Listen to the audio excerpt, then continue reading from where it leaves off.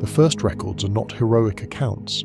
They're examination notes, picked captures, and fragmented testimony taken after contact had already gone wrong. In one sequence, a hovering organism drifts above a blasted roadway while surrounding gaunts alter course without vocal command. In another, Auspex operators report a pressure headache before line tanks lose armor to a beam with no visible mechanical source. Field medici describe ruptured ears, ocular bleeding, and panic in men who had not yet seen the target with their own eyes. Recovery teams note a body too slight to explain the damage it caused, its limbs reduced, its skull grotesquely overdeveloped, and its movement sustained by no recognizable engine or wing. Only after enough encounters had been compared across separate war zones did Imperial xenologists settle on a stable designation for the same recurring psychic artillery organism, the Zoanthropes. Within the Tyranid organism hierarchy, the Zoanthrope occupies a highly specialized place. It is not a general assault beast, not a line breaker in the conventional Carnifex pattern, and not a command beast in the same mold as a hive tyrant. It exists for one central purpose: to focus and weaponize the psychic force of the hive mind. Canon descriptions consistently identify the Zoanthrope as both psychic artillery and a synapse organism, which means it serves two battlefield functions at once. It acts as a destructive conduit, projecting lethal warp force into armored targets and personnel formations, and it acts as a relay node through which the hive mind extends precise control over lesser Tyranid organisms nearby. That dual role explains why the strain persists across multiple hive fleet invasions, despite its apparent physical fragility. It is valuable not because it can survive by conventional standards, but because it can reshape the conduct of an engagement through psychic dominance. Its physical structure makes sense only when viewed through Tyranid bioengineering rather than normal anatomy. The body is atrophied, the limbs reduced, and the head enlarged to a disproportionate degree. Imperial observers long noted that such a creature should not be capable of stable movement at all. Yet the Zoanthrope does not rely on muscular power in the normal sense. It levitates through psychic force, drifting above the battlefield as though its wasted frame has become secondary to the organ mass housed within the skull. Later, Tyranid biological descriptions also note additional structural adaptations supporting the immense neural burden of the breed, including extra neck support for the oversized brain.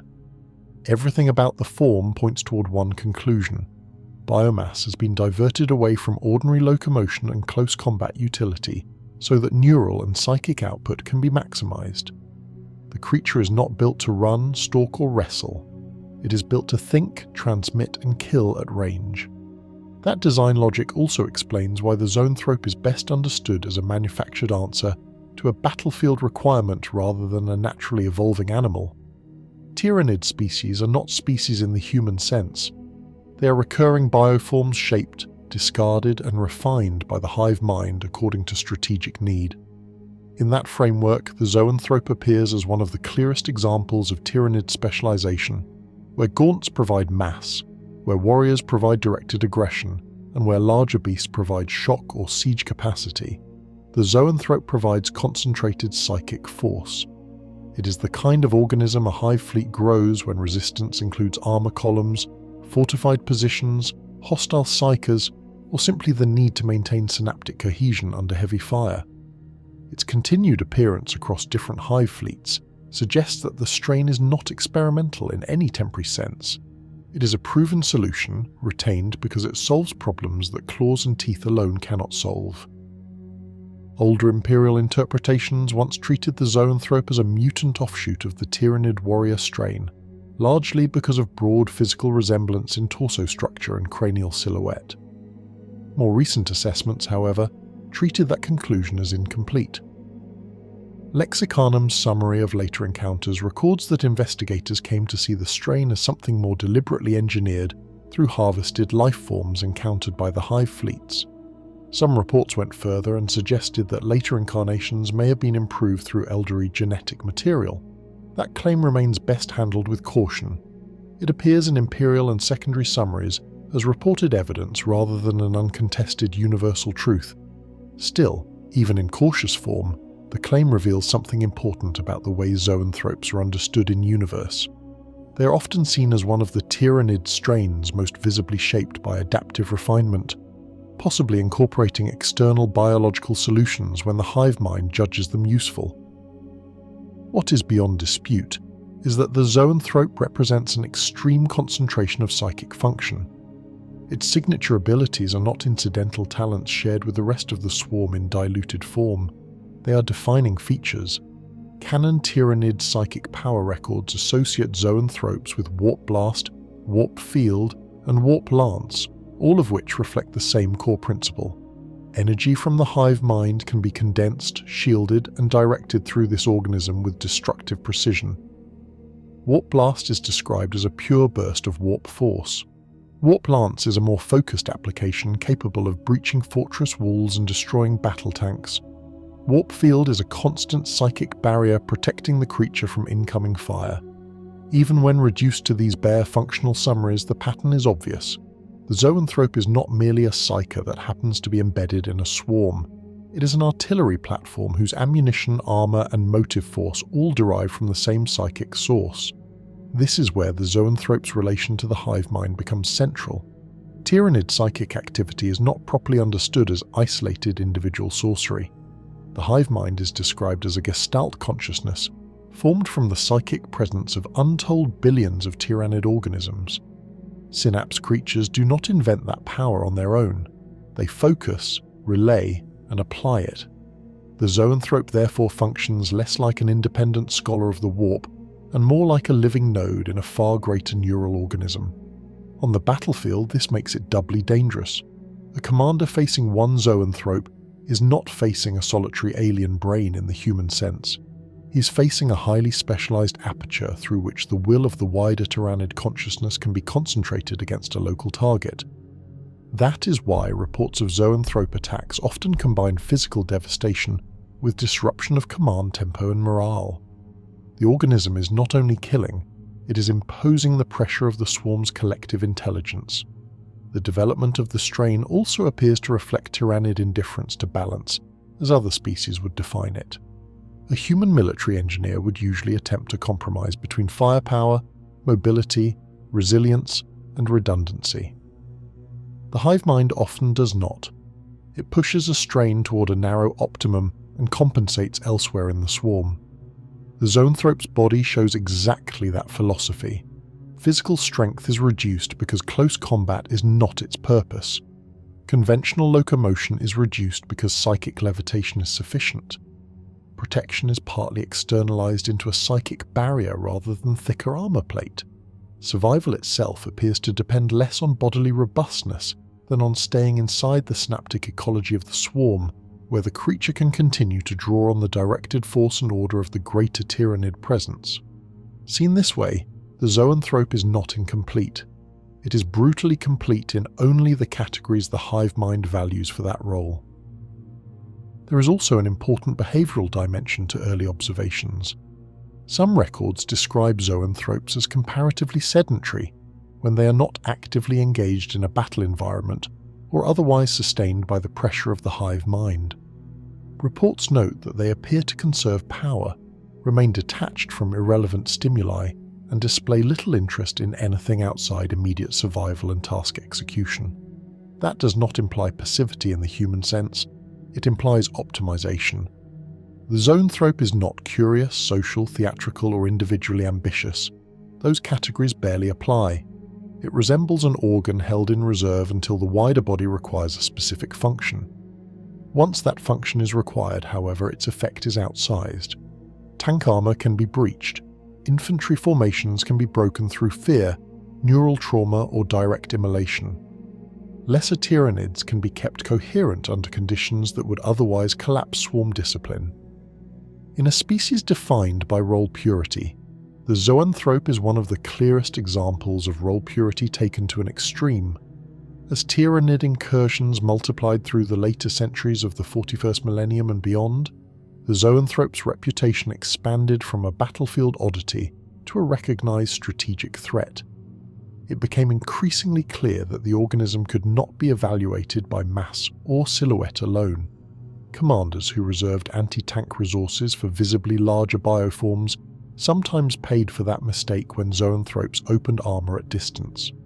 Psykers who attempted direct contestation often discovered that they were not facing a single mind in proportion to the body before them, but a channel carrying the pressure of something much larger and profoundly alien. Even non-psykers reported the onset of fear, migraine, confusion, and disorientation around Tyranid psychic organisms, conditions tied more broadly to the Hive Mind's shadow and to the strain's own localized emissions. In practical campaign terms, that meant the Zoanthrope contributed not only through kills but through environmental distortion of battle readiness.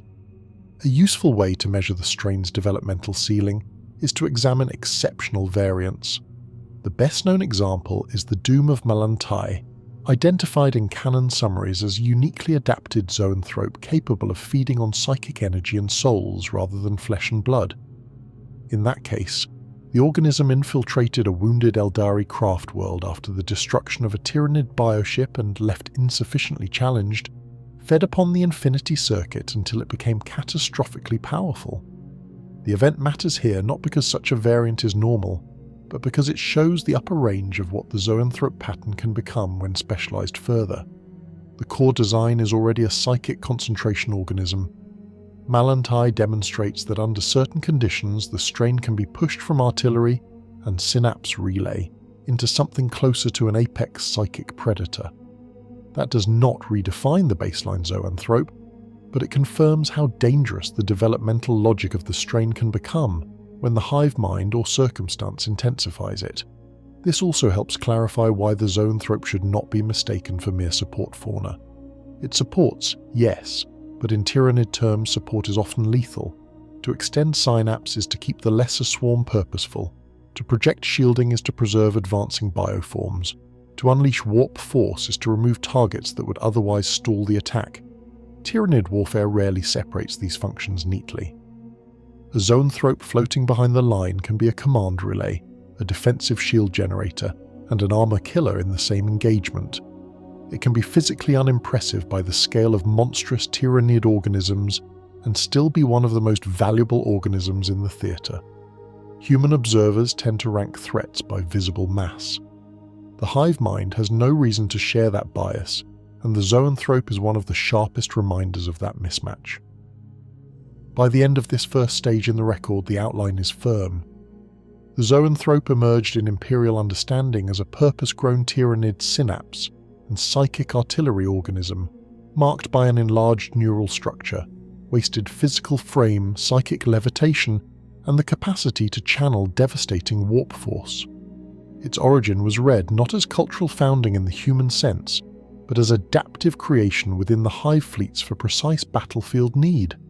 Its development reflects the wider Tyranid principle of ruthless specialization.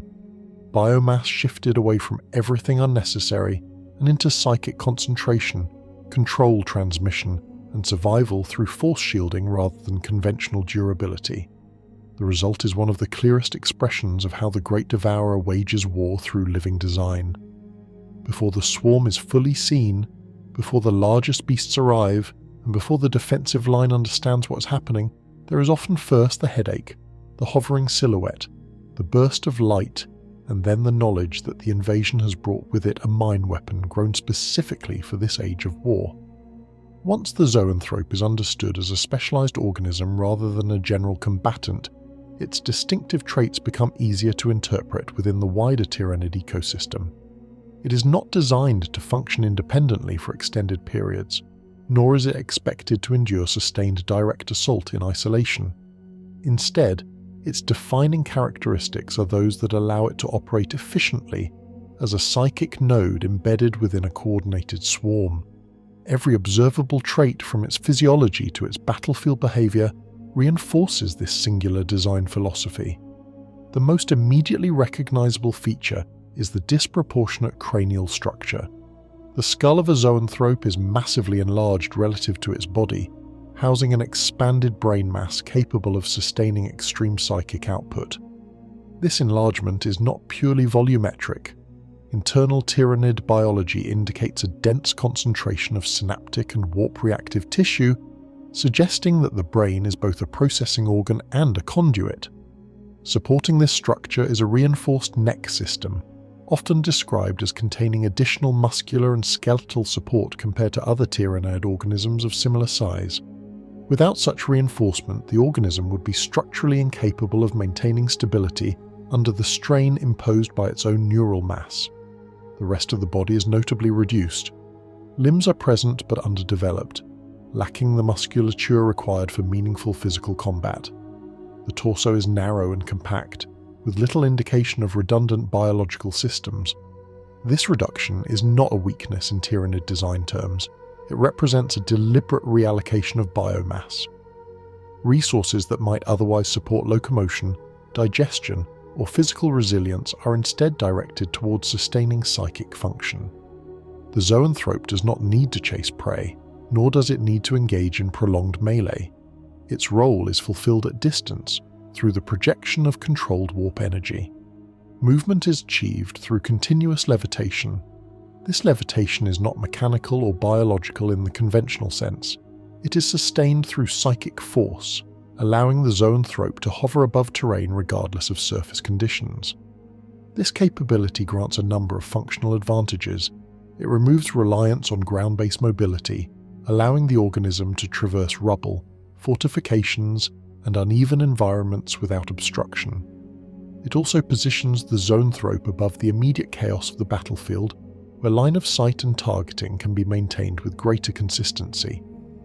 The absence of contact with the ground further reduces vulnerability to terrain-based hazards and allows the organism to reposition without exposing itself to the same constraints faced by ground-bound units. A secondary but equally important trait is the presence of a persistent psychic barrier, commonly referred to as a warp field. This field acts as a defensive mechanism, absorbing or deflecting incoming fire through the manipulation of warp energy. Unlike conventional armor, which relies on material thickness and density, the warp field functions as an active defense. Its effectiveness is therefore linked to the Zoanthrope's psychic integrity. As long as the organism remains connected to the hive mind and capable of maintaining focus, the field can significantly reduce the impact of enemy fire. This allows the Zoanthrope to survive in environments where its physical body alone would be insufficiently protected. The Zoanthrope's classification as a synapse organism introduces another critical trait. It serves as a relay point for the hive mind, extending control over nearby Tyranid creatures. Within this synaptic range, lesser organisms such as gaunts and other bioforms operate with enhanced coordination and reduced behavioral instability. The Zoanthrope does not issue commands in a human sense. It transmits the will of the hive mind, ensuring that surrounding units act as components of a unified system rather than as independent creatures. This function is particularly important in contested environments where disruption of synapse can lead to disorganization or regression in Tyranid behavior. In addition to its structural traits, the Zoanthrope is defined by its offensive capabilities, which are entirely psychic in nature. Unlike other Tyranid organisms that rely on claws, bioweapons, or projectile symbiotes, the Zoanthrope's primary method of attack is the projection of warp energy. This manifests in several distinct forms, each adapted for specific tactical requirements. One of the most commonly observed manifestations is a concentrated burst of psychic force, often described in Imperial records as a warp blast. This attack releases a surge of energy capable of destroying infantry formations and damaging lighter vehicles. The effect is not purely thermal or kinetic. It involves the direct interaction of warp energy with physical matter, resulting in catastrophic structural failure at the point of impact. A more focused variant of this ability is referred to as a warp lance. This attack compresses psychic energy into a narrow beam, increasing its penetration capability. It is particularly effective against heavily armoured targets, including battle tanks and fortified structures. Field reports frequently note that conventional armour provides limited resistance against such attacks, as the energy involved does not behave in accordance with standard ballistic or thermal models. The warp lance is therefore one of the primary reasons Zoanthropes are considered a threat to mechanized forces. Defensively, The previously mentioned warp field operates continuously, forming a protective layer around the organism. This field is not static.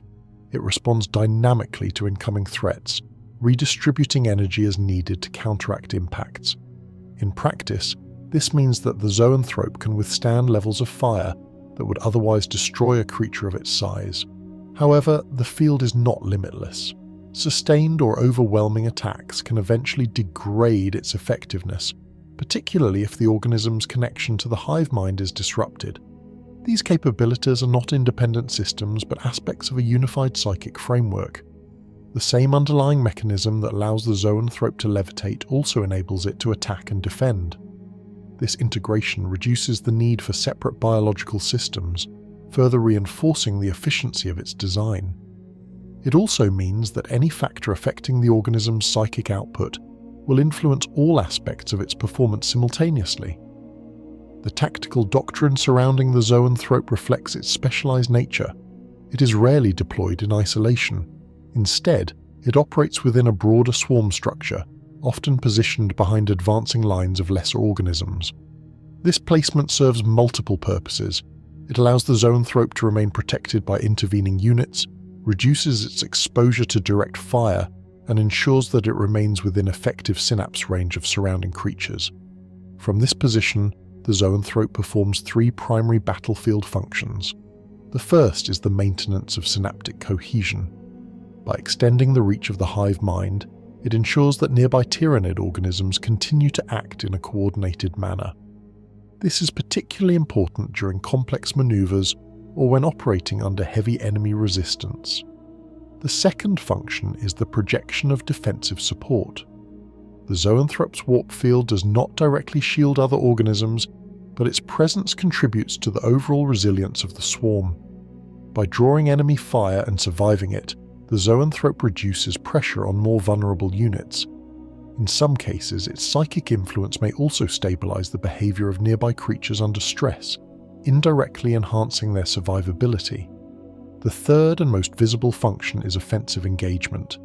The Zoanthrope targets high-value assets, including armoured vehicles, fortified positions, and concentrations of enemy personnel. Its attacks are precise and deliberate, often focusing on threats that would otherwise impede the advance of the swarm. Unlike more instinct-driven Tyranid organisms, the Zoanthrope's targeting behavior appears highly controlled, reflecting the direct influence of the hive mind. Coordination between multiple Zoanthropes further amplifies their effectiveness. When operating in groups, their combined psychic output can overwhelm both physical defenses and enemy psykers. This collective action is not a matter of individual cooperation, but a manifestation of the hive mind's unified will. Each Zoanthrope functions as part of a larger system, contributing to a cumulative effect that exceeds the capabilities of any single organism. Environmental factors also play a role in Zoanthrope deployment. Open terrain allows for greater line of sight and maximizes the effectiveness of long-range psychic attacks. Urban environments, while more restrictive, provide opportunities for concealment and protection behind structures. In both cases, the Zoanthrope's ability to levitate ensures that it is less constrained by physical obstacles than ground-based units. Despite its strengths, the Zoanthrope is not without limitations. Its reliance on psychic function means that it is vulnerable to disruptions affecting the warp or the hive mind's influence. In areas where the warp is unstable, or where anti-psyker measures are employed, its effectiveness can be reduced. Additionally, its physical fragility remains a factor if its defensive field is compromised.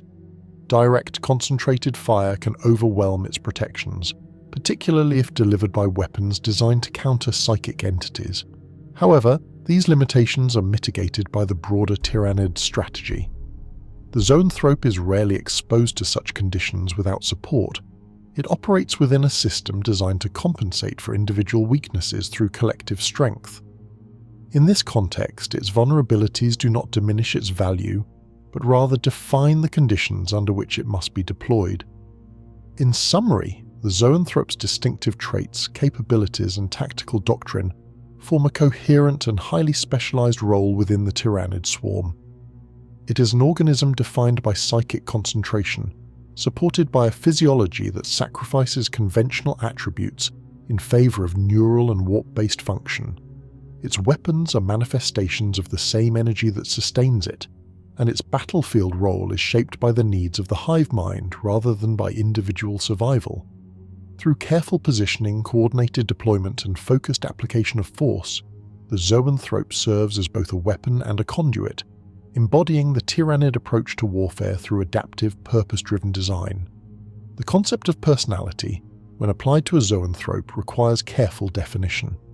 In human and even broader imperial biological terms, personality implies individuality, preference, memory shaped by experience, and the capacity for independent decision-making.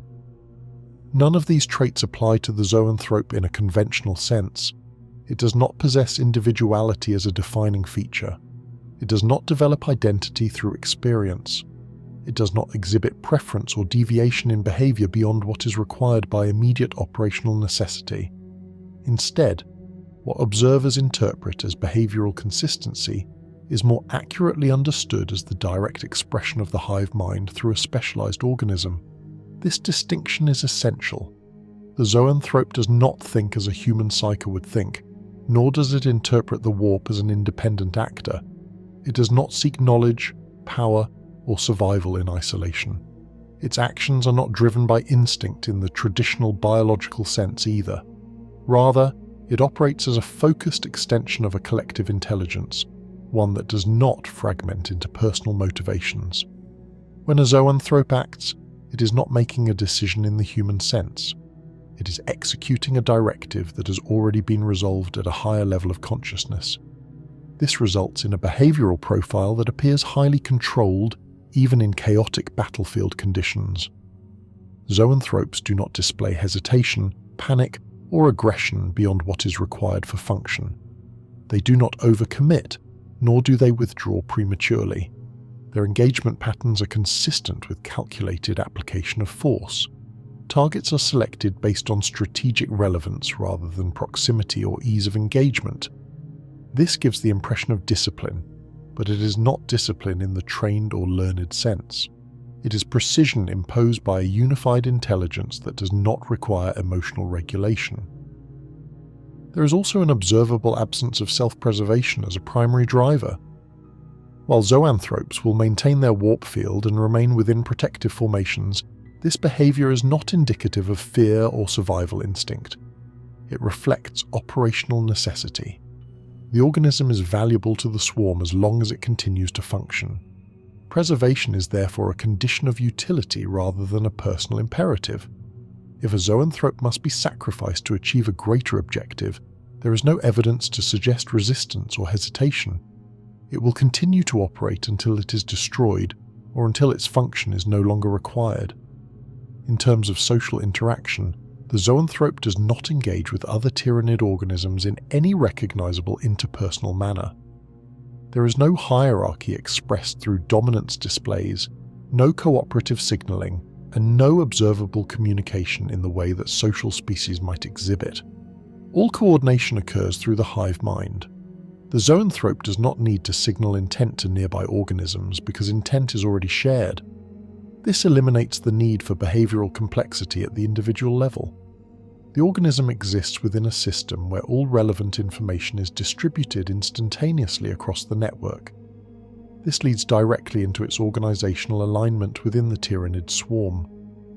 The Zoanthrope is classified as a synapse creature, placing it within a critical functional tier of the Tyranid hierarchy. Synapse organisms are responsible for maintaining the cohesion of the swarm by extending the influence of the hive mind across the battlefield. Without synapse, lesser Tyranid organisms may revert to instinct-driven behavior, resulting in reduced effectiveness and coordination. Within this structure, the Zoanthrope occupies a dual role. It is both a synapse relay and a psychic weapon. This combination distinguishes it from other synapse organisms that may focus more heavily on command or physical dominance. The Zoanthrope does not lead in a visible or symbolic sense. It does not act as a central figure around which other organisms rally. Instead, it operates as a node within a distributed system, contributing to the overall network of control, while simultaneously delivering targeted destructive force. Its position within the swarm is therefore both central and peripheral, central in that it plays a key role in maintaining synaptic integrity, and peripheral in that it does not occupy a commanding or directive role in isolation. It is one component among many, each fulfilling a specific function. This modular structure allows the hive mind to adapt rapidly to changing conditions. If one zoanthrope is destroyed, others can compensate, maintaining the continuity of the network. The relationship between the zoanthrope and higher Tyranid organisms further illustrates this alignment.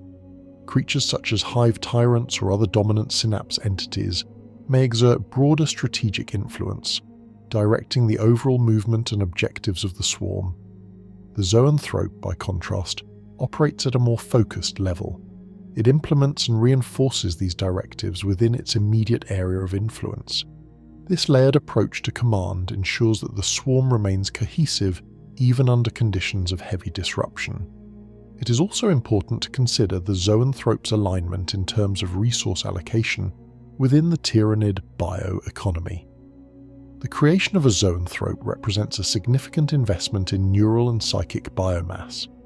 This investment is justified by the organism's ability to influence multiple aspects of the battlefield simultaneously.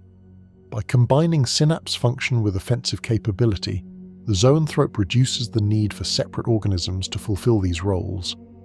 This efficiency is consistent with Tyranid evolutionary strategy, which prioritizes adaptability and functional integration. From a broader perspective, the zoanthrope can be seen as part of a larger pattern within Tyranid design. It exemplifies the principle that no organism exists for its own sake. Each is a tool, shaped and deployed according to the needs of the hive mind. The zoanthrope's lack of individuality is not a limitation, but a defining feature. It allows the organism to operate without internal conflict or deviation, ensuring that its actions remain aligned with the collective objective at all times. This perspective also clarifies the apparent paradox of its existence. On one hand, the zoanthrope is one of the most cognitively advanced Tyranid organisms in terms of raw neural capacity. On the other, it lacks autonomy. This is not contradictory within the Tyranid framework.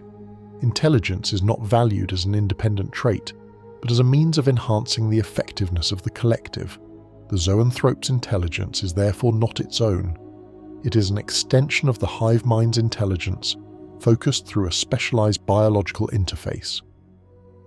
As the Tyranid threat continues to evolve, the zoanthrope remains a consistent and recognizable component of the swarm. Its presence signals a level of psychic sophistication that distinguishes more advanced hive fleet operations from earlier or less coordinated incursions. Where zoanthropes are present, the influence of the hive mind is more pronounced, and the behavior of the swarm reflects a higher degree of control and precision. In concluding this chapter, the zoanthrope stands as a clear representation of Tyranid design philosophy. It is an organism defined not by individuality but by function. Its personality, in the human sense, is absent, replaced by the direct expression of a collective intelligence. Its organizational alignment reflects a distributed system of control, where each component contributes to the whole without asserting independence. Its capabilities, both offensive and defensive, are integrated into a single psychic framework that maximizes efficiency and adaptability.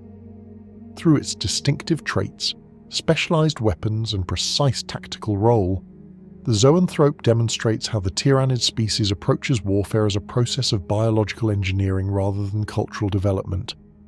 It is not a creature that has evolved over time through natural selection alone, but one that has been shaped deliberately to fulfill a specific purpose. In this way, the zoanthrope is not merely a participant in Tyranid invasions. It is an instrument through which the hive mind imposes its will, ensuring that the swarm remains cohesive, adaptable, and relentlessly effective in its advance. Compiled records originating from the Adeptus Administratum and the Adeptus Mechanicus present a markedly different perspective from battlefield accounts. Where frontline reports describe immediate threat and physical consequence, Administratum summaries and Mechanicus data logs attempt to extract pattern, consistency, and predictive value. The Zoanthrope within these compiled sources is not treated as an isolated anomaly, but as a repeatable strategic variable observed across multiple Hive fleet engagements. Initial administratum impressions consistently emphasize the discrepancy between physical scale and battlefield impact. Early classification errors are recorded in several archived campaigns, where Zoanthropes were deprioritized due to their limited mass and apparent lack of conventional weaponry. Subsequent engagements corrected this assessment. Updated threat indexing elevated the Zoanthrope into a high-value target category, particularly in operations involving mechanized divisions or fortified defensive lines. The Administratum's adjusted doctrine reflects a recognition that the organism's destructive capacity is not tied to physical size but to psychic output. Mechanicus observational logs provide a more detailed breakdown of this discrepancy. Tech priests assigned to post-engagement analysis frequently note that damage attributed to Zoanthrope activity does not conform to standard energy signatures. Armor plating subjected to warp-based attacks exhibits irregular molecular disruption rather than predictable penetration or thermal deformation. This has led to the conclusion that the Zoanthrope's offensive capabilities bypass conventional defensive assumptions. Armor thickness, material composition, and angling provide reduced mitigation against warp-induced damage, particularly in the case of concentrated psychic beams. Further Mechanicus analysis identifies a consistent energy pattern associated with Zoanthrope activity. Auspex readings, where available, record fluctuations in local warp saturation immediately prior to and during attack sequences. These fluctuations are not random. They follow a measurable escalation curve, suggesting that the Zoanthrope accumulates and focuses psychic energy before release. This observation has been used to develop limited predictive models, allowing for the possibility of preemptive countermeasures if detection systems are sufficiently sensitive and operators sufficiently trained. Administratum records also highlight the psychological and physiological effects associated with Zoanthrope presence. Units operating within proximity to active Zoanthropes report increased incidence of migraines, disorientation, and auditory distortion. In extreme cases, personnel exhibit signs of neural overload, including loss of coordination and temporary blindness. While these effects are not always fatal, they contribute to a degradation of combat effectiveness. The Administratum categorizes these effects as secondary threat factors, noting that they can disrupt command structures and reduce the efficiency of coordinated response. Mechanicus interpretations of these phenomena attribute them to ambient psychic leakage. Unlike controlled attack outputs, which are directed and focused, this leakage represents excess energy radiating from the organism's neural core. The presence of such leakage further reinforces the conclusion that the Zoanthrope operates at the upper threshold of sustainable psychic output for a biological organism. It is not merely capable of producing warp energy, it is saturated with it to a degree that affects the surrounding environment. One of the most significant strategic observations recorded by both institutions concerns the Zoanthrope's role within the synaptic network. Administratum analysts note that engagements involving Zoanthropes display higher levels of Tyranid coordination, particularly among lesser organisms. Units that would otherwise exhibit erratic or instinct-driven behavior instead maintain formation and respond to changing conditions with apparent purpose. This has been interpreted as evidence of extended synapse coverage, with the Zoanthrope functioning as a relay node that reinforces the influence of the Hive Mind across a wider area. Mechanicus data supports this interpretation through correlation analysis. Engagement zones containing confirmed Zoanthrope presence show reduced instances of behavioral regression among Tyranid organisms following the destruction of primary synapse creatures. This suggests that the Zoanthrope provides redundancy within the synaptic network, allowing the swarm to maintain cohesion even when central command organisms are neutralized. From a strategic standpoint, this redundancy complicates efforts to disrupt Tyranid coordination through targeted strikes. Another recurring observation involves the prioritization behavior exhibited by Zoanthropes during engagements. Administratum reports consistently note that these organisms do not engage targets indiscriminately. Instead, they appear to focus on high-value assets, including armoured vehicles, command units, and fortified positions. This targeting pattern indicates a level of strategic awareness that exceeds simple instinctual behaviour. While the Zoanthrope itself does not possess independent intelligence in the human sense, its actions reflect the broader strategic priorities of the Hive Mind. Mechanicus analysts interpret this behaviour as evidence of integrated target acquisition systems within the synaptic network. Rather than relying on individual sensory input, the Zoanthrope likely receives targeting data from multiple sources within the swarm. This data is then processed through its enhanced neural structure, allowing for precise application of force. The result is an organism capable of engaging critical targets with a level of accuracy that rivals or exceeds Imperial artillery systems. Environmental adaptability is another area of interest within Mechanicus records. Zoanthropes have been observed operating effectively in a wide range of conditions, including urban environments, open battlefields, and areas with significant electromagnetic interference. Their reliance on psychic rather than mechanical systems reduces vulnerability to conditions that would impair conventional equipment. This adaptability further complicates efforts to counter their presence, as standard environmental countermeasures have limited effect. Administratum strategic summaries also address the implications of Zoanthrope deployment density.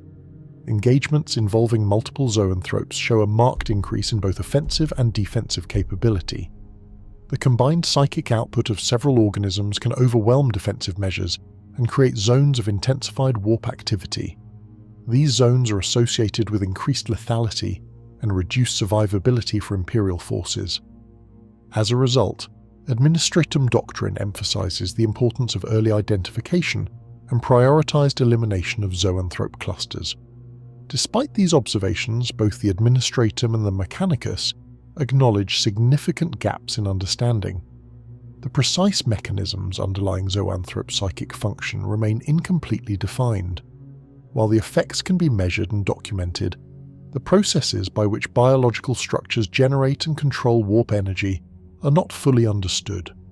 This limitation restricts the development of effective countermeasures, leaving Imperial forces reliant on reactive rather than proactive strategies. Speculative entries within Mechanicus archives suggest that the Zoanthrope may represent a convergence point between biological and warp-based systems.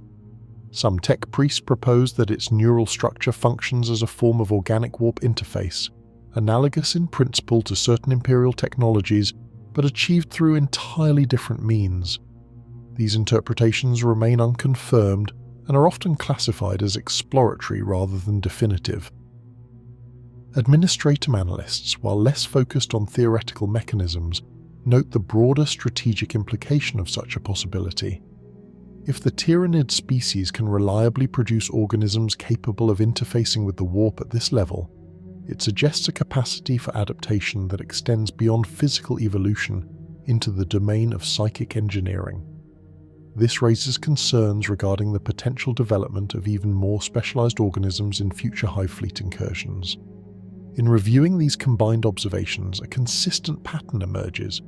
The Zoanthrope is not an incidental component of the Tyranid swarm, but a deliberate and repeatable element of its operational structure. Its presence correlates with increased coordination, enhanced offensive capability, and elevated threat levels across multiple engagement types. Both the Adeptus Administratum and the Adeptus Mechanicus recognize the organism as a critical factor in Tyranid success, warranting focused study and prioritized response. The findings presented in these records do not resolve the complexities of Zoanthrope behavior or function. They do, however, establish a framework through which its impact can be understood and anticipated. Within this framework, the Zoanthrope is defined not only by what it is but by what it enables. It is a force multiplier, a relay of control, and a manifestation of the Hive Mind's capacity to apply psychic force with precision and consistency across the battlefield. Administratum resource ledgers and Mechanicus logistical records approach the Zoanthrope not as a singular organism, but as an index of Tyranid resource allocation. In these documents, the term resource does not refer to equipment or supply chains in the Imperial sense, but to the controlled distribution of biomass, neural complexity, and psychic capacity within the swarm. The Zoanthrope is consistently classified as a high-investment organism. Its creation requires a concentration of refined biological material, specialized neural development, and stable integration into the synaptic lattice of the hive mind. This level of investment is not expended without clear return. Where Zoanthropes are present, administratum analysts infer that the hive fleet has committed to engagements requiring sustained synaptic control and targeted anti-armor capability. Mechanicus interpretations expand this assessment by framing the Zoanthrope as a form of living resource node. It is not only a consumer of biomass, but also a distributor of functional capacity. Through its synapse role, it extends control across nearby Tyranid organisms, effectively amplifying the operational value of every lesser bioform within its radius. A cluster of gaunts under Zoanthrope influence is not merely a mass of expendable organisms, it becomes a coordinated system capable of executing maneuvers with precision. This amplification effect is central to Mechanicus evaluations of Tyranid efficiency. The Zoanthrope does not increase the number of organisms on the battlefield, but it increases the effectiveness of those already present. In parallel, its psychic output represents a conversion of biological investment into destructive capability. Administratum records describe this as an energy transformation process, in which biomass is translated into warp-based offensive power. Unlike Imperial weapon systems, which require external fuel, ammunition, and maintenance infrastructure, the Zoanthrope operates as a self-contained platform. Its energy source is internal and sustained through its connection to the hive mind. This removes logistical constraints that would otherwise limit sustained engagement. From a resource perspective, the Zoanthrope represents a closed-loop system, capable of continuous operation as long as it remains integrated within the swarm. The strength of this system becomes most apparent when analysed in aggregate. Administratum battle summaries indicate that engagements involving multiple Zoanthropes display disproportionate escalation in both offensive output and swarm cohesion. The presence of several such organisms creates overlapping synaptic zones, reducing the likelihood of behavioural degradation among lesser Tyranids. At the same time, their combined psychic attacks can be directed against multiple high-value targets in rapid succession. This dual effect increases both the survivability and lethality of the swarm, creating a battlefield environment where Imperial forces are pressured simultaneously on multiple fronts. Mechanicus data further suggests that Zoanthrope clusters generate localized increases in warp activity, which may enhance their collective output. While the exact mechanism remains unconfirmed, it is observed that groups of Zoanthropes can sustain higher levels of psychic intensity than isolated individuals. This has led to the hypothesis that their proximity allows for partial synchronization of neural activity, effectively creating a networked psychic system within the larger hive mind structure. Such a system would explain the rapid escalation of destructive capability observed in multi-organism deployments. Despite these strengths, both the Administratum and the Mechanicus identify clear limitations inherent to the Zoanthrope's design. The most immediate weakness is its physical fragility. Without the protection of its warp field, the organism's body offers limited resistance to conventional weaponry. Its reduced musculature and minimal armor make it vulnerable to direct hits, particularly from high-caliber or high-energy weapons. This vulnerability is not theoretical. Numerous battle records document the successful neutralization of Zoanthropes through concentrated fire, particularly when their defensive field has been disrupted or overwhelmed. The reliance on psychic function introduces a second category of weakness. The Zoanthrope's capabilities are entirely dependent on its connection to the warp and the hive mind. In environments where warp activity is unstable or suppressed, its effectiveness is diminished. Administratum records note that anti-psyker measures, including the presence of blanks or specialized null technologies, can interfere with Zoanthrope function. While such measures are not universally available, their impact when deployed is significant. Mechanicus analyses confirm that disruptions in warp coherence can reduce both offensive output and defensive resilience. effectively degrading the organism's overall performance. A third limitation arises from its specialized role. The zoanthrope is highly effective within its intended function, but it lacks versatility outside that function. It is not capable of engaging in sustained melee combat, nor can it operate independently over long distances without synaptic support. This makes it dependent on the presence of other Tyranid organisms for protection and integration. Administratum strategists note that isolating zoanthropes from the main swarm can significantly reduce their threat level, provided that sufficient firepower is available to exploit their physical vulnerability. However, these weaknesses are consistently evaluated within the context of Tyranid operational doctrine, which is designed to mitigate them. Zoanthropes are rarely exposed without support. They are positioned within layers of lesser organisms that absorb incoming fire and maintain synaptic connectivity.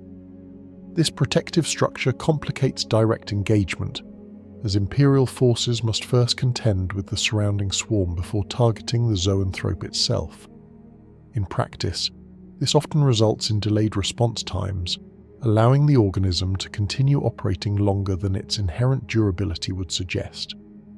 From a military power perspective, the zoanthrope is classified as a force multiplier rather than a primary combatant. Its value lies in its ability to enhance the effectiveness of the swarm as a whole. Administratum models comparing engagements with and without zoanthrope presence consistently show higher Tyranid success rates in scenarios where synaptic redundancy and psychic artillery are available. These models account for variables such as unit cohesion, target prioritization, and rate of advance, all of which are positively influenced by zoanthrope deployment.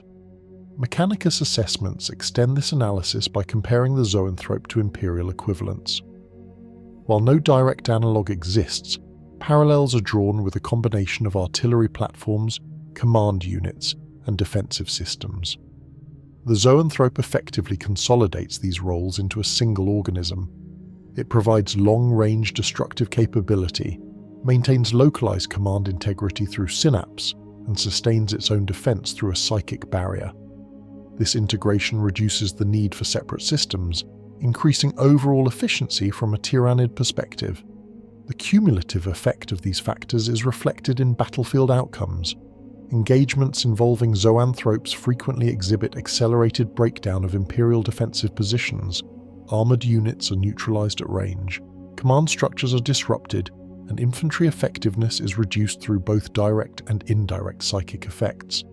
The presence of the organism alters the tempo of the battle, forcing Imperial forces to adapt to threats that do not conform to conventional tactical expectations. At a strategic level, the zoanthrope contributes to the Tyranid capacity for sustained offensive operations. Its ability to operate without traditional logistical support allows it to remain effective over extended periods. This endurance is particularly significant in prolonged campaigns, where Imperial forces may face resource depletion. The zoanthrope, by contrast, continues to function as long as the swarm maintains sufficient biomass and synaptic integrity. Speculative Mechanicus entries suggest that the zoanthrope may represent only one iteration of a broader class of psychic organisms. It is proposed that the Hive Mind could further refine or diversify this strain to address specific battlefield challenges. While such developments remain unconfirmed, the existing performance of the zoanthrope indicates a high degree of optimization. Any further adaptation would likely build upon an already effective design. In synthesizing these findings, both the Adeptus Administratum and the Adeptus Mechanicus arrive at a consistent conclusion. The zoanthrope is a resource-intensive but highly efficient component of Tyranid military power. Its strengths lie in its ability to convert biological investment into coordinated control and concentrated destruction. Its weaknesses, while identifiable, are systematically mitigated by the swarm structure and doctrine. As a result, the organism's overall impact exceeds what might be expected from its individual characteristics. Within the broader context of Tyranid warfare, the zoanthrope exemplifies the principle of integrated function. It does not operate as an isolated asset, but as part of a cohesive system in which each element reinforces the others. Its presence enhances the performance of the swarm, alters the dynamics of engagement, and contributes to the sustained pressure that defines Tyranid invasions. For Imperial analysts, this makes the Zoanthrope not merely a target, but a critical factor in understanding and countering the strategic behaviour of the Great Devourer. Administratum war registries and Mechanicus archive extracts do not isolate the Zoanthrope as the sole determinant of any single campaign outcome. Instead, they identify recurring patterns in engagements where the organism is present. Across multiple Hive fleet incursions, the Zoanthrope appears not as a decisive factor in isolation, but as a consistent contributor to the degradation of Imperial defensive capability. Its role is most clearly understood when viewed through cumulative effect rather than singular event. One of the earliest consolidated references appears in records associated with Hive fleet Behemoth. During the initial large-scale Tyranid invasions into Imperial space, battlefield reports noted the presence of floating psychic organisms accompanying advancing swarm formations. At this stage, classification remained incomplete. However, post-engagement analysis identified these organisms as responsible for a series of anomalous armor breaches and command disruptions. Administratum summaries indicate that defensive lines, which would have otherwise held against massed infantry assaults, collapsed more rapidly when such organisms were present. The inability to attribute damage to conventional weapon systems delayed effective countermeasures, allowing Tyranid forces to exploit the confusion. Mechanicus data recovered from these engagements highlights irregular energy signatures consistent with later confirmed Zoanthrope activity. Armor plating from destroyed vehicles exhibited structural failure patterns inconsistent with known munitions. These findings contributed to the eventual reclassification of the organism as a psychic artillery platform. The results of these early encounters established a precedent. When unidentified warp-based attacks accompany Tyranid advances, the probability of Zoanthrope presence increases significantly. Subsequent campaigns involving Hive Fleet Kraken provide more detailed observational data.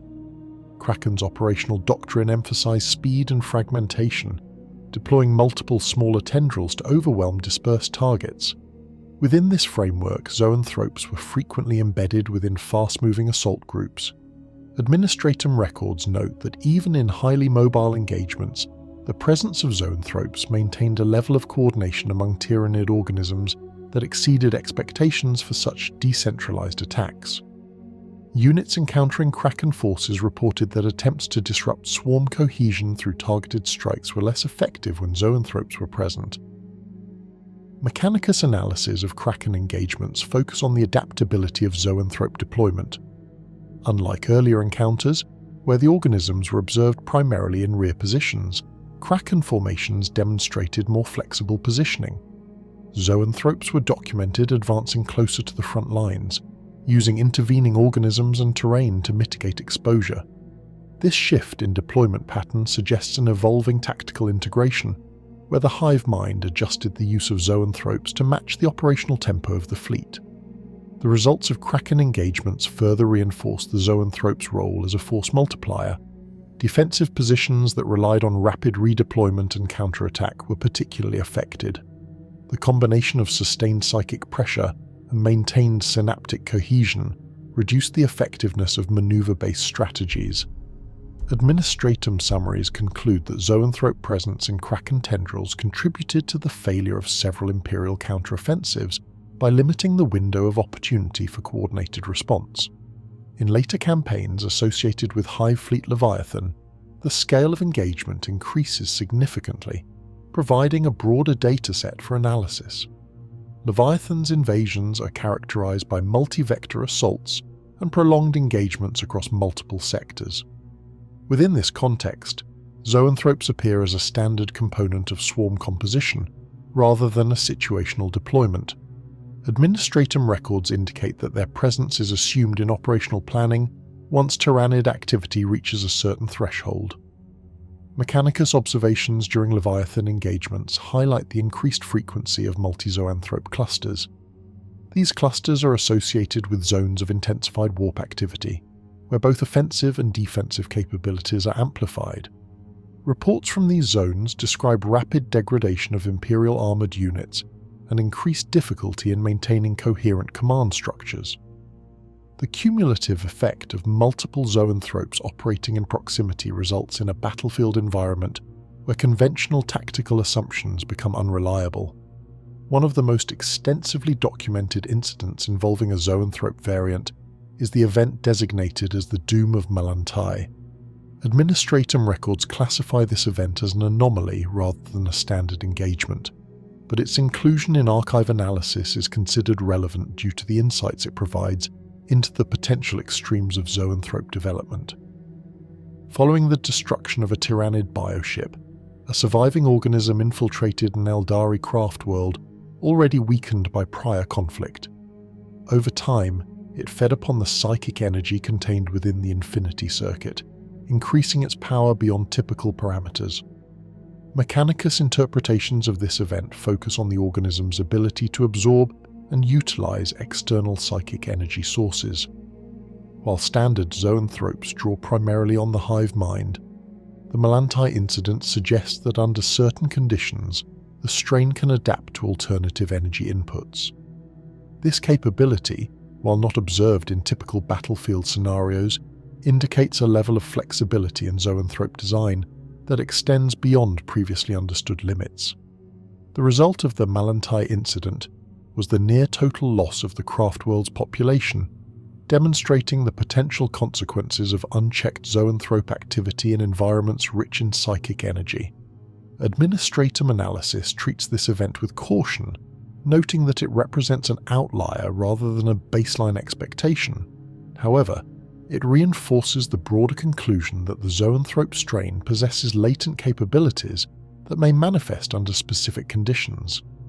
This uncertainty contributes to the organism's classification as a high-priority threat across all Tyranid engagements. Across these documented wars, a consistent set of outcomes emerges. First, the presence of zoanthropes correlates with accelerated breakdown of Imperial defensive structures.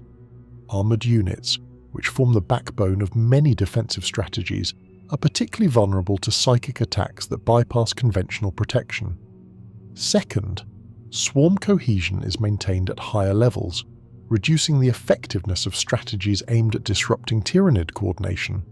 Third, the psychological impact on Imperial forces contributes to decreased combat efficiency, compounding the effects of physical destruction. Mechanicus statistical models derived from these campaigns indicate that zoanthrope presence increases overall Tyranid operational efficiency by a measurable margin. While exact figures vary depending on engagement conditions, the trend remains consistent. Swarms supported by zoanthropes achieve objectives more rapidly and sustain lower relative losses compared to those operating without such support. This efficiency is not absolute, and there are recorded instances where zoanthropes have been neutralized before exerting significant influence. However, these instances are typically associated with early detection and concentrated response, conditions that are not always achievable in active war zones. The conclusion drawn by both the Adeptus Administratum and the Adeptus Mechanicus is not based on isolated victories or defeats, but on aggregated data across multiple campaigns. The zoanthrope is identified as a critical enabler of Tyranid success rather than a singular decisive factor. Its contributions are integrated into the broader operational framework of the swarm, enhancing coordination, increasing destructive capability, and altering the dynamics of engagement in ways that favour Tyranid objectives. From a strategic perspective, the presence of zoanthropes necessitates adjustments in Imperial doctrine. Target prioritization must account for organisms that do not conform to traditional threat assessments based on size or visible armament. Detection systems must be calibrated to identify warp fluctuations indicative of psychic activity. Engagement strategies must incorporate contingencies for the disruption of command structures and the rapid neutralization of high-value psychic targets. Despite these adaptations, the zoanthrope remains a persistent challenge. Its integration into the Tyranid swarm ensures that it benefits from the same adaptability and resilience that characterize the species as a whole. As long as the Hive Mind continues to deploy and refine this strain, its impact on Imperial engagements is expected to remain significant. In closing, the documented wars examined through administratum and mechanicus perspectives establish the Zoanthrope as a consistent and influential component of Tyranid military operations. It does not dominate the battlefield through physical presence, but through the cumulative effects of its psychic capabilities and its role within the synaptic network. Its contributions are measured not only in destruction, but in the systemic advantages it provides to the swarm.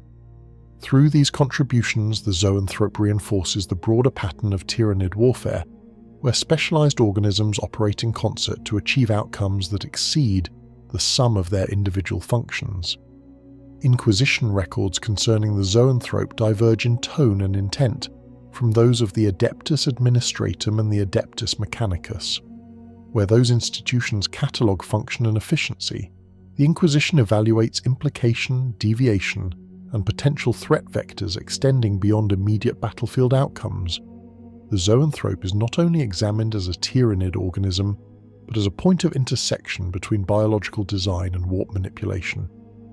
Within Ordo Xenos archives, it is frequently classified under dual threat categories, both as a synapse organism and as a warp-active entity, with properties that challenge established imperial understanding of psychic limitation. Initial inquisitorial impressions emphasize the unnatural stability of Zoanthrope's psychic output. Unlike sanctioned psychers, whose abilities fluctuate based on mental state, training, and environmental conditions, the Zoanthrope demonstrates a level of consistency that appears independent of individual variants. Field interrogations of surviving personnel repeatedly describe the organism's psychic emissions as controlled, deliberate, and sustained without visible strain. This has led to the conclusion that the Zoanthrope does not experience the warp in the same manner as human psychers. It does not draw upon it through personal will or discipline. Instead, it functions as a conduit for a larger, stabilized psychic presence. This observation forms the basis for one of the more widely circulated inquisitorial theories. It is proposed that the Hive Mind itself operates as a regulating force, filtering and stabilizing warp energy before it is channeled through individual organisms. Under this model, the Zoanthrope does not risk corruption or overload in the way human psychers do because it is not directly exposed to the raw, unmediated warp. It receives a controlled flow of energy, pre-structured by the collective consciousness of the Tyranid species.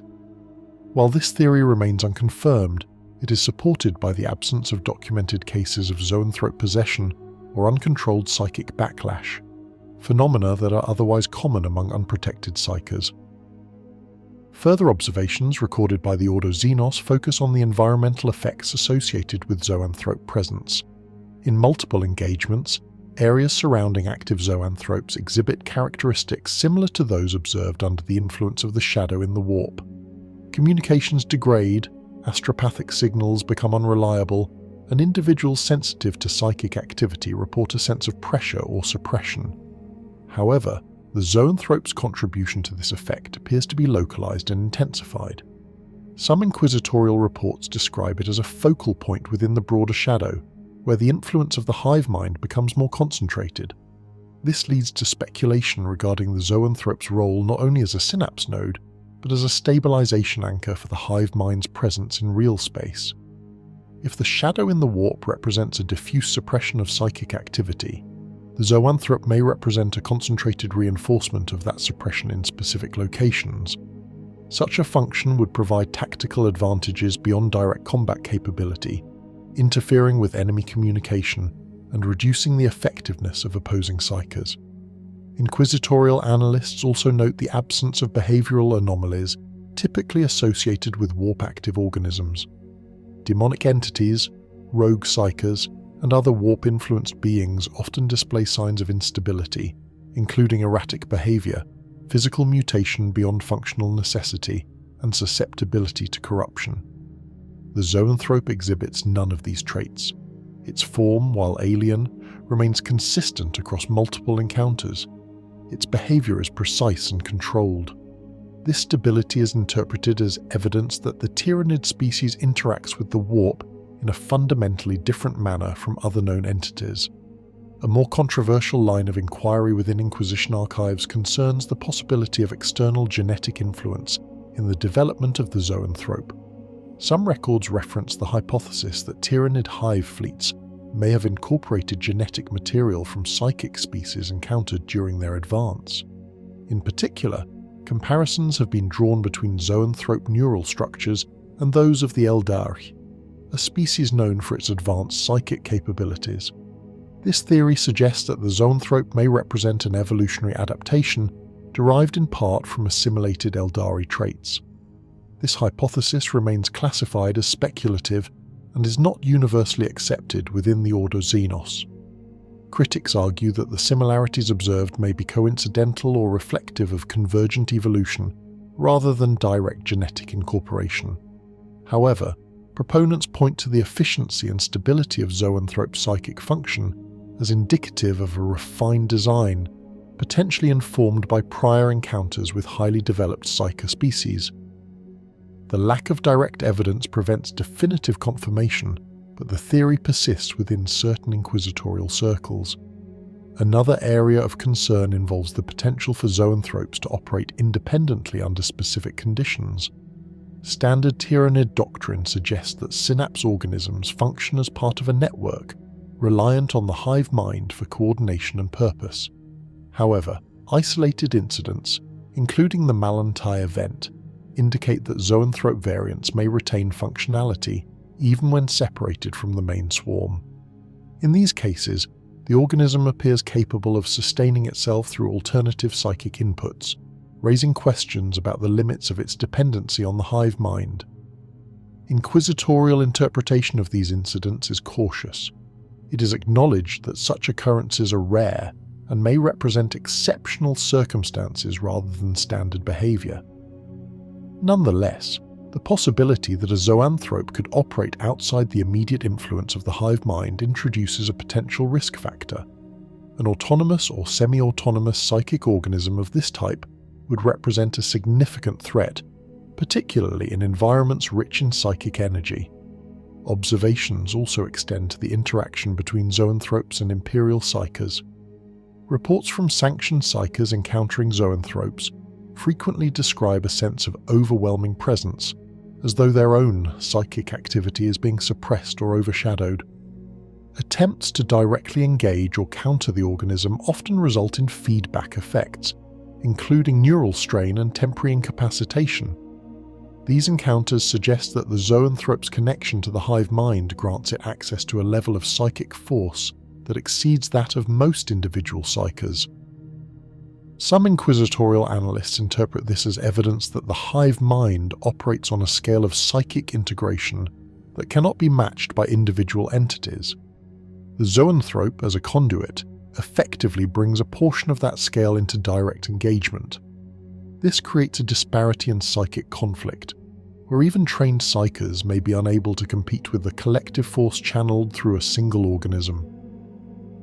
Conspiracy findings within Inquisition archives often focus on the broader implications of these observations rather than on specific battlefield outcomes. One such theory proposes that the Zoanthrope represents an early stage in a larger Tyranid strategy to dominate the warp itself. Under this model, the development of stable, high-output psychic organisms would allow the hive mind to extend its influence beyond physical space, potentially altering or suppressing warp activity on a wider scale. This remains a highly speculative interpretation, but it reflects the level of concern generated by the Zoanthrope's capabilities. Another line of speculation considers the possibility that Zoanthropes are not merely tools, but components of a larger system designed to anchor the hive mind's presence in multiple locations simultaneously. By distributing these organisms across a battlefield, or even across planetary surfaces, the hive mind could establish a network of psychic nodes, each reinforcing the others. This would create a layered structure of control and influence, making it increasingly difficult for opposing forces to disrupt Tyranid operations. It is important to note that these theories are not presented as confirmed fact within Inquisition doctrine. They are recorded as potential interpretations derived from observed data but not conclusively proven. The Inquisition's role is not only to document what is known, but to consider what may be possible, particularly when dealing with an adversary as adaptive and poorly understood as the Tyranid species. In conclusion, The Inquisition's perspective on the Zoanthrope extends beyond its immediate function as a battlefield organism. It is viewed as a point of convergence between biological engineering and warp manipulation, raising questions about the nature of Tyranid interaction with the warp. Observations highlight its stability, precision, and resistance to corruption, while conspiracy findings explore the potential implications of these traits on a larger scale. Whether these implications represent current reality or future possibility remains uncertain. What is clear is that the Zoanthrope occupies a position of significant interest within Inquisition archives, not only for what it is, but for what it may indicate about the evolving capabilities of the Hive Mind.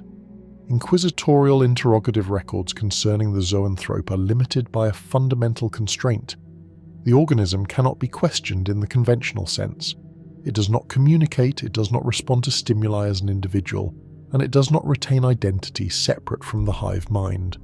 As a result, interrogation takes indirect forms, relying on sanctioned psychers, captured battlefield data, neural residue analysis, and in rare cases, controlled exposure experiments.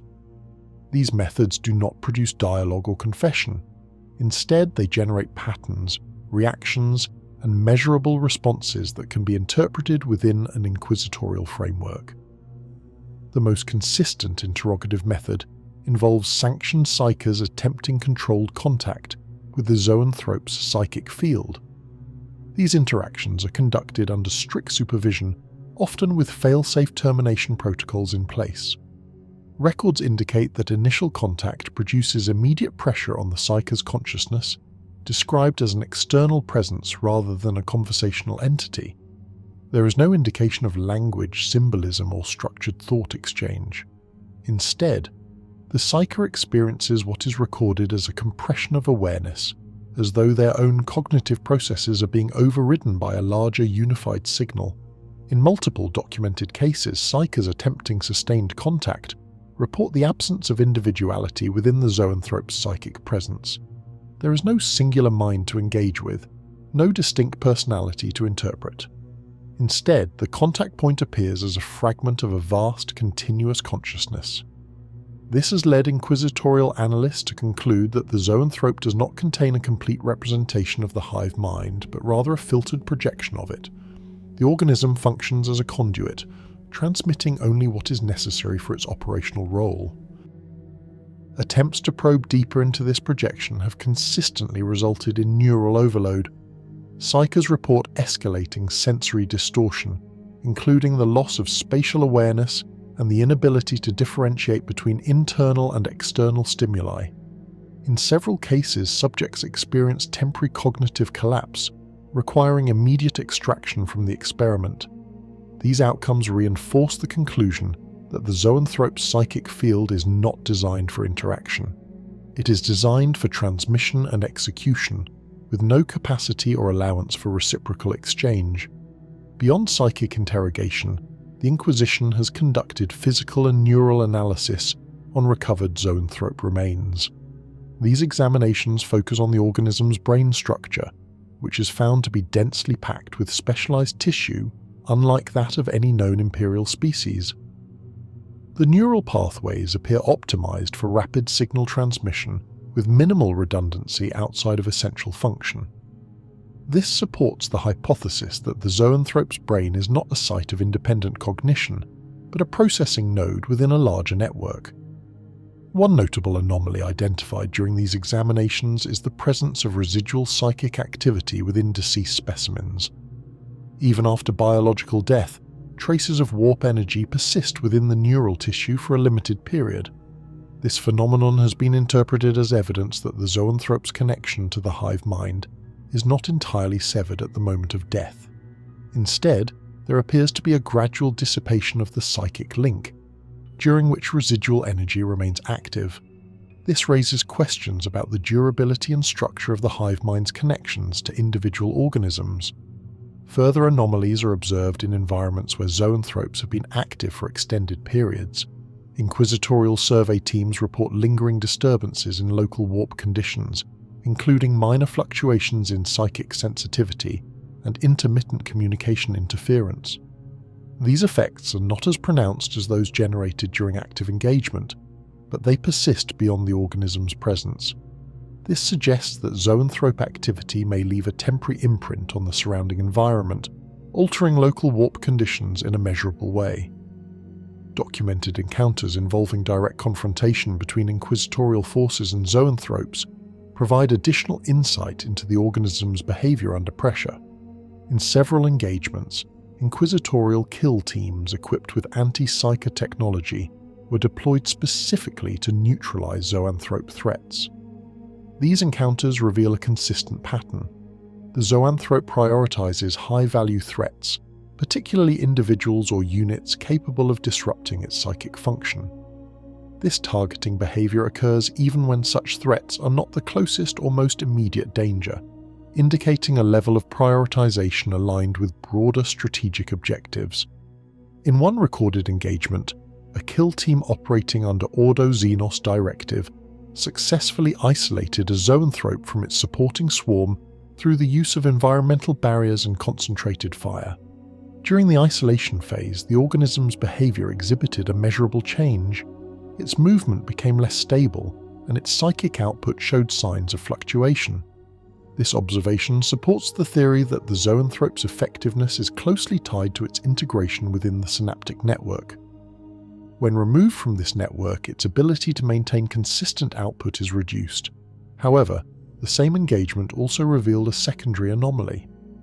As the zoanthrope's connection to the hive mind weakened, its psychic emissions became less controlled but more erratic. Instead of precise attacks, the organism released broader, less focused bursts of energy. These bursts caused significant collateral damage, affecting both Imperial forces and surrounding terrain. This behavior suggests that while the zoanthrope relies on the hive mind for control and precision, it retains the capacity to generate raw psychic output independently, albeit in a less efficient and more chaotic manner. Another documented encounter involves the interaction between zoanthropes and null-field operatives. Individuals possessing the pariah gene, commonly referred to as blanks, have been deployed in limited numbers to counter Tyranid psychic organisms. In these encounters, zoanthropes exhibit a noticeable disruption in behavior when within proximity of a null field.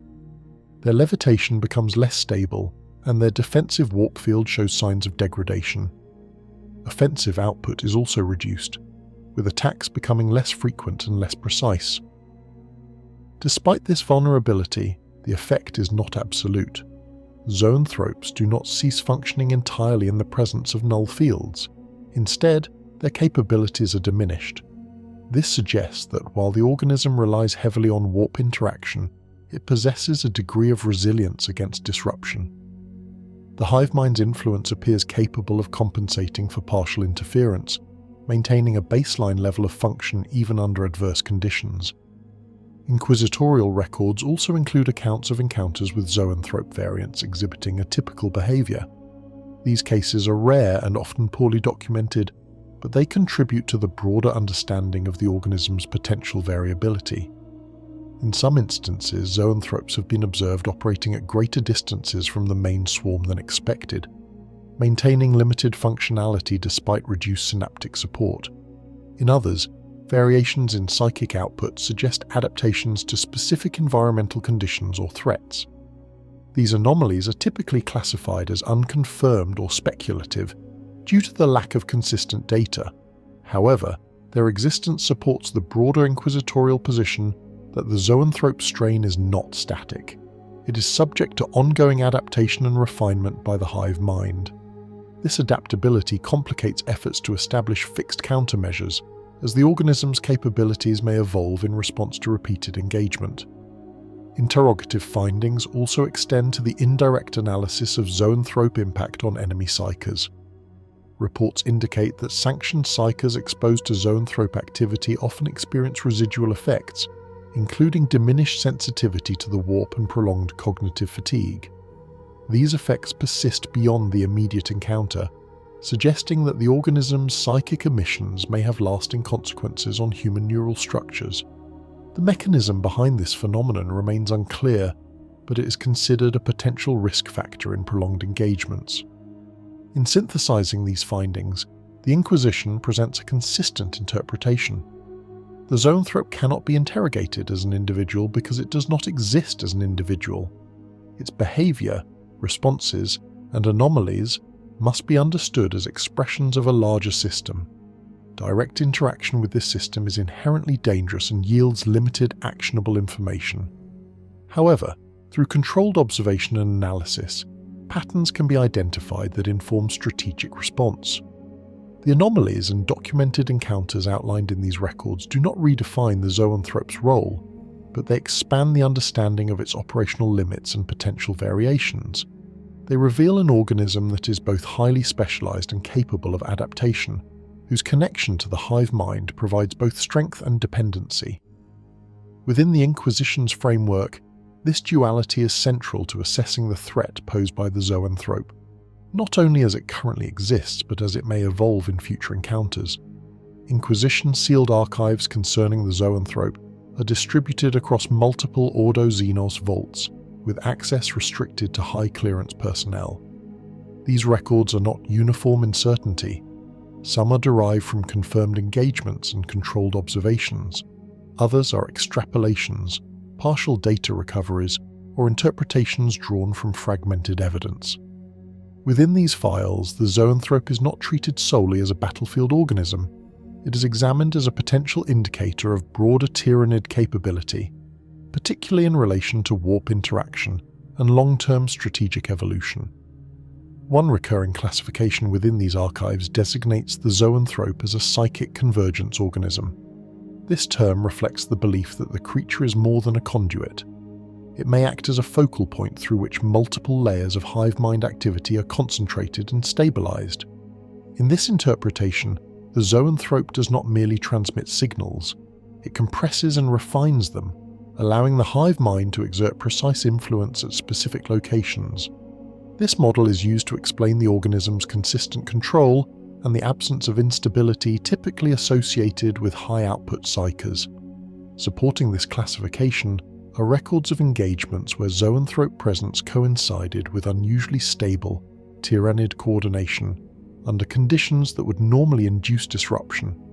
In several cases, even after the destruction of primary synapse organisms, localized swarm elements continued to operate with coherence. Investigators concluded that the Zoanthropes in these zones were sustaining a secondary layer of control, effectively compensating for the loss of higher command nodes. While this does not contradict established synapse theory, it suggests a greater degree of redundancy and resilience than previously assumed. A subset of classified files addresses the interaction between Zoanthropes and the phenomenon known as the shadow in the warp. While it is established that the shadow is generated by the collective psychic presence of the Tyranid species, some inquisitorial analysts propose that Zoanthropes may act as stabilizing anchors within this field. According to this theory, the organism reinforces localized sections of the shadow, increasing its density and effectiveness. This would explain the intensified suppression of psychic activity reported in areas with concentrated Zoanthrope deployment. These findings remain inconclusive. Direct measurement of the shadow in the warp is inherently limited, and isolating the contribution of individual organisms is difficult. However, the correlation between Zoanthrope presence and increased psychic interference is consistently observed across multiple engagements. As a result, the theory remains active within Inquisition research frameworks, informing strategic considerations even in the absence of definitive proof. More speculative files explore the possibility that Zoanthropes represent an intermediate stage in a larger Tyranid adaptation process. In this context, the organism is viewed not as an endpoint, but as a developmental phase. It is suggested that the hive mind may be refining its ability to interact with the warp through successive iterations of specialized organisms. The Zoanthrope in this model is an early or mid-stage expression of a broader objective, potentially leading to more advanced forms capable of exerting greater control over warp phenomena. This line of inquiry draws partial support from the documented case of the Doom of Melantai. While officially classified as an anomaly, the incident demonstrates that Zoanthrope-derived organisms can exceed standard parameters under specific conditions. The ability to absorb external psychic energy and convert it into sustained power output is considered particularly significant. If such capabilities can be replicated or stabilized, it would represent a substantial escalation in Tyranid's psychic potential. Inquisitorial analysts are divided on the implications of this possibility. Some argue that the Malantai event is too isolated to serve as a reliable indicator of broader trends.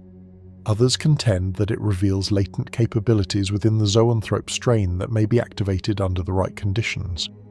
The absence of additional confirmed cases prevents resolution of this debate, but the potential consequences ensure that the subject remains under continuous review.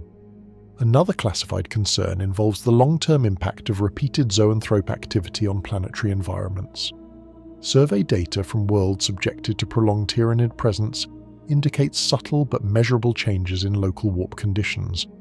These changes include reduced psychic clarity, increased interference in astropathic communication, and altered behavioral responses in sensitive individuals. While these effects are typically temporary, their persistence over extended periods raises questions about cumulative impact. Some inquisitorial records speculate that sustained Zoanthrope deployment could gradually reshape the local warp environment, creating conditions more favorable to Tyranid operations. This would represent a form of environmental conditioning, where the battlefield itself is altered to support the invading force. As with other speculative entries, this theory lacks definitive confirmation, but is considered plausible based on observed patterns. Classified encounter logs also document rare instances of Zoanthropes exhibiting behavior that deviates from established norms. These deviations include extended operation outside typical synaptic range, irregular patterns of psychic output, and apparent adaptation to specific countermeasures. Such cases are not numerous enough to establish a trend, but they reinforce the broader understanding that the Zoanthrope strain is subject to ongoing modification by the Hive Mind.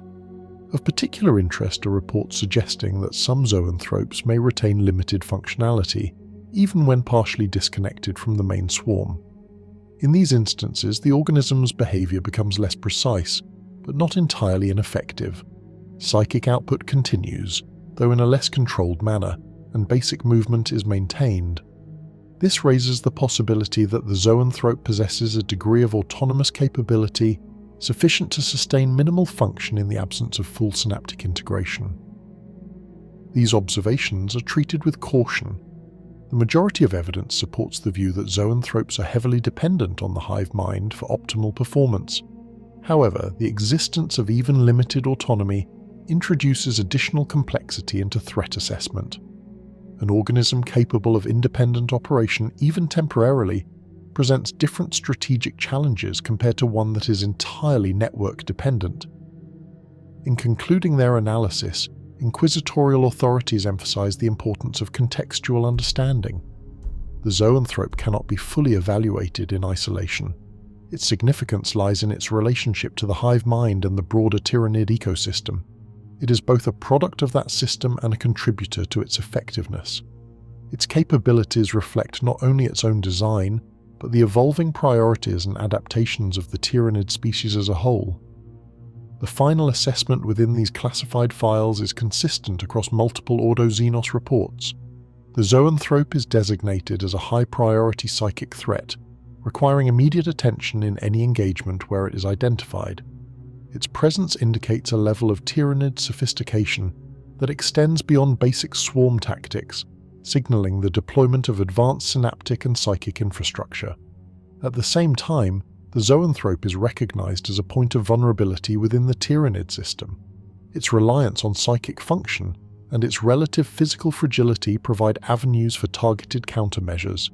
However, these vulnerabilities are mitigated by the swarm structure and by the organism's integration within it. Effective neutralization requires coordinated effort, precise targeting, and an understanding of the conditions under which the Zoanthrope operates. The conclusion drawn from these combined findings is not one of final certainty, but of informed caution. The Zoanthrope represents a convergence of biological engineering and warp interaction that challenges existing imperial frameworks. It demonstrates a level of control and stability that is not easily explained through conventional models. It also suggests the potential for further development, as the Hive Mind continues to refine its approach to both physical and psychic warfare. In the broader context of Tyranid incursions, the Zoanthrope serves as an indicator of capability rather than a singular threat. Its presence reflects the Hive Mind's capacity to adapt, to specialize, and to integrate complex functions into cohesive operational systems. For the Inquisition, this makes the Zoanthrope not only a target, but a subject of ongoing scrutiny. It is a reminder that the Tyranid threat is not static, and that each encounter provides only a partial view of a species whose full potential remains uncertain.